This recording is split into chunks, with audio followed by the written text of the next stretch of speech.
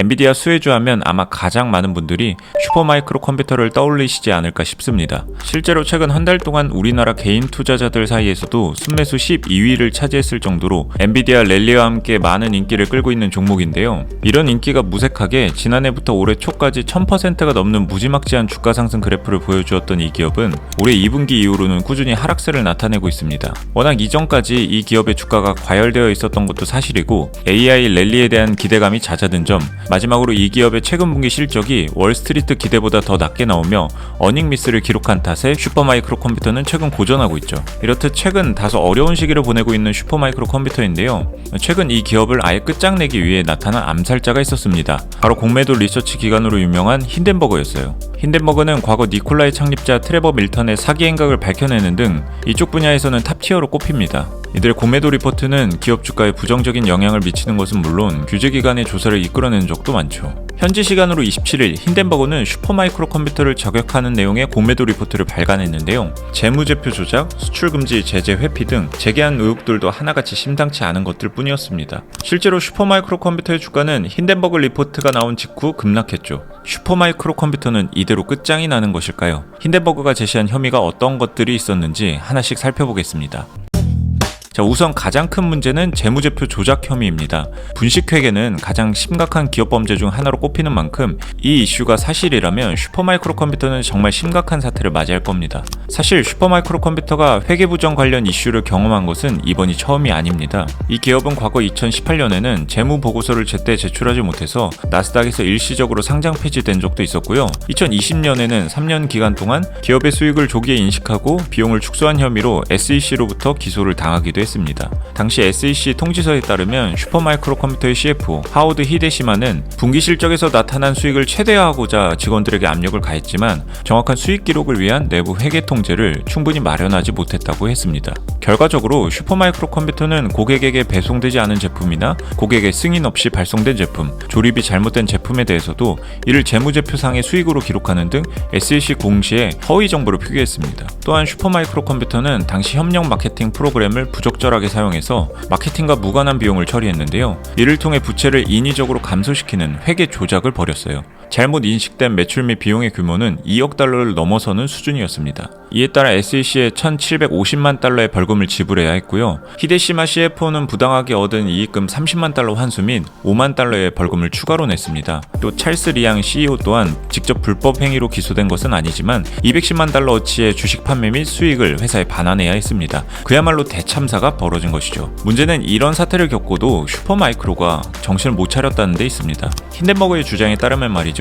슈퍼마이크로가 벌금을 지불하고 불과 3개월도 지나지 않아서 회계 부정과 연루된 주요 임원을 다시 고용하기 시작했다고 말했습니다. 슈퍼마이크로의 공동 창립자이자 국제영업부문 부사장이었던 월리 리우는 2018년 스캔들 당시 사임했으나 2021년 컨설턴트로 복직했고요. 현재는 사업개발 부문의 이사로 있습니다.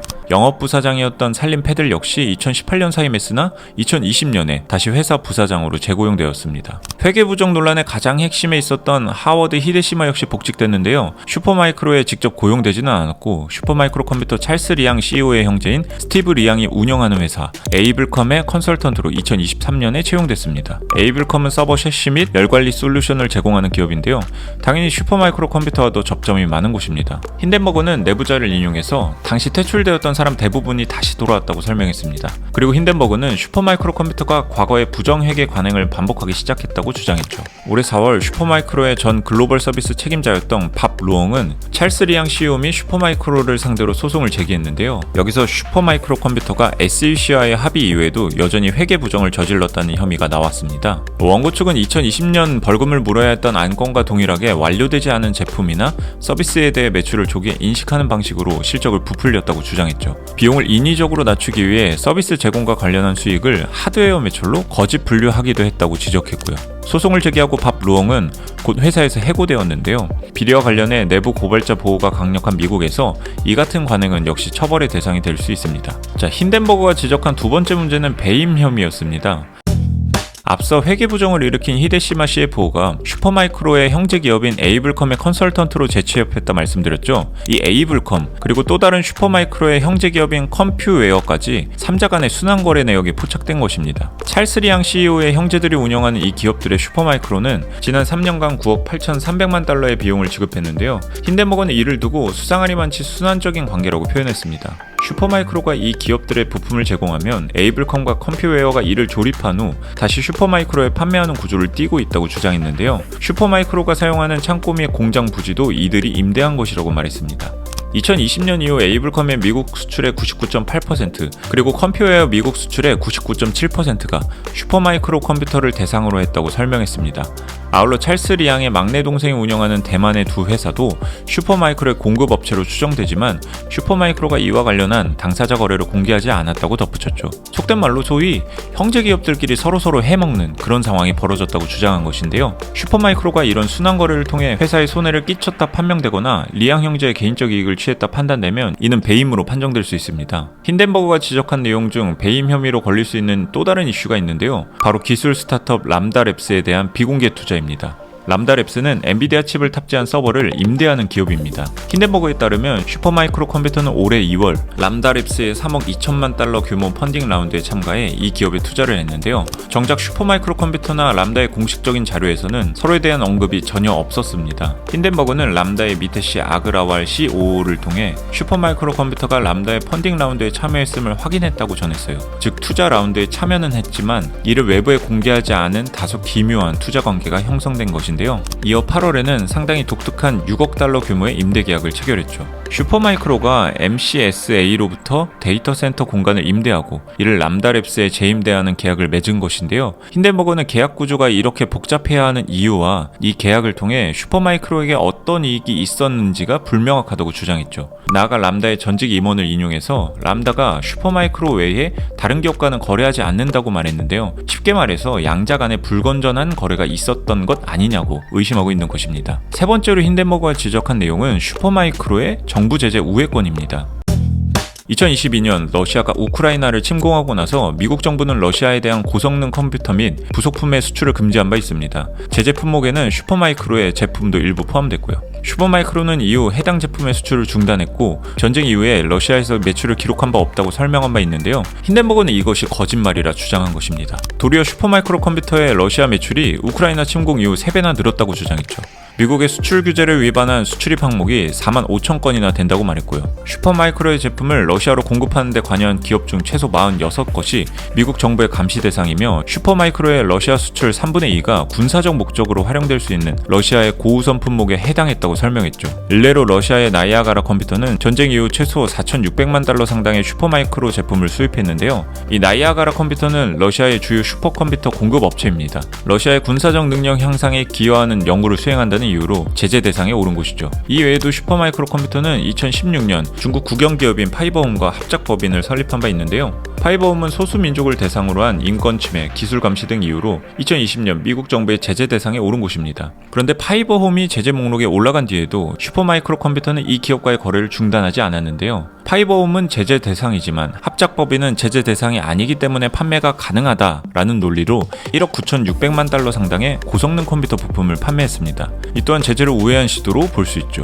마지막으로 힌덴버거는 슈퍼마이크로의 고객사 이탈 현상을 지적했습니다. 다른 이슈들도 하나같이 최악이 아닌 것들이 없지만 이게 사실이라면 고객사 이탈 현상은 정말 최악인데요. 아주 단순히 말해서 회계 부정, 배임 등 혐의가 사실이 아니더라도 그냥 기업 자체의 펀더멘털이 흔들리고 있다는 뜻이기 때문입니다. 애초에 슈퍼마이크로 컴퓨터가 증시에서 많은 주목을 받은 이유는 이 기업이 생산하는 서버렉이 엔비디아의 AI 반도체와 호환성을 나타냈기 때문입니다. 다시 말해 엔비디아의 반도체를 구매해서 데이터 센터를 구축하고 싶은 기업들 입장에선 자동으로 슈퍼마이크로의 서버렉을 함께 구매해야 했던 셈이죠. 그런데 엔비디아의 성장이 계속되고 기업들의 AI 인프라 투자가 이어지면서 상황은 변했습니다. 서버렉 시장의 다른 경쟁사들도 가만히 있을 리가 없죠. 대표적으로 HPE나 델 테크놀로지 등 기업들도 엔비디아의 파트너십을 확장하며 슈퍼마이크로 슈퍼마이크로의 자리를 잠식하기 시작했습니다. 일례로 지난 5월 20일에 엔비디아는 델과 함께 모든 기업들이 인텔리전스 생산자가 될 수 있게끔 하는 업계 최초의 엔드-투-엔드 AI 솔루션을 제공할 것이라는 계획을 밝혔습니다.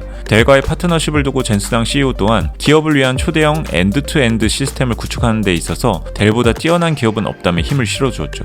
이로부터 한 달 뒤인 6월 18일에는 HPE와의 파트너십 확장 소식도 전했는데요. 업계 최초의 프라이빗 클라우드 AI 솔루션 제공을 위한 포트폴리오를 구축할 것이라고 말했습니다. 아주 단순히 말해서 이제는 꼭 엔비디아 반도체를 사용하기 위해 슈퍼마이크로의 서버렉이 필요하지 않게 되었다는 것이죠. 경쟁사에 의한 시장 잠식은 단순히 최근 몇 개월 사이에 나타난 현상은 아닙니다. 지난해 12월 델과 코어웨이브 간의 계약만 보아도 이를 알 수 있죠. 코어웨이브는 엔비디아 반도체를 구매해 서버를 구축하고 이 데이터 센터의 컴퓨팅 파워를 타사에 빌려주는 일종의 디지털 임대업에 종사하는 기업입니다.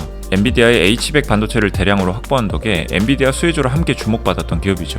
블룸버그 인텔리전스에 따르면 지난 몇 년 동안 코어웨이브는 슈퍼마이크로의 최대 고객사였죠.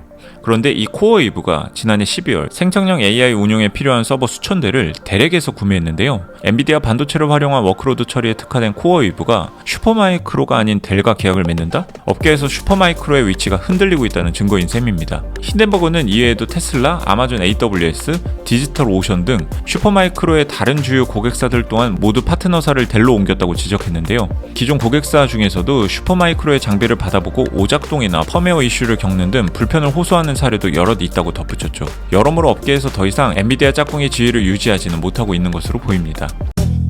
자, 지금까지 힌덴버그가 내놓은 공매도 리포트의 내용을 살펴봤는데요. 이 내용들이 전부 사실로 밝혀진다면 슈퍼마이크로에게 있어서 정말 치명적인 결과로 있을 것으로 보입니다. 문제가 되는 내용이 한두 가지가 아니니까 말이죠. 대규모 소송도 피할 수 없을 거고 주가에도 당연히 부정적인 영향이 있을 텐데요. 제시된 혐의에 대해서 슈퍼마이크로가 어떤 대처를 내놓을지 지켜봐야겠네요. 머니네버슬립 뉴스레터와 네이버 프리미엄 콘텐츠 지금 바로 구독해보세요.